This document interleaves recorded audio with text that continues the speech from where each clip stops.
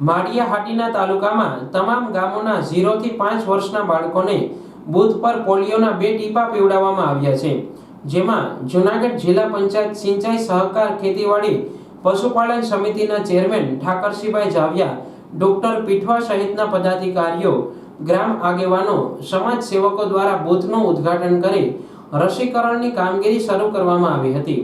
સાથે સાથે આ કાર્યક્રમમાં આરોગ્ય વિભાગ, આંગણવાડી વિભાગના બહેનો દ્વારા તમામ 0 થી 5 વર્ષના બાળકોને પોલિયોના 2 ટીપા પીવડાવવામાં આવ્યા હતા।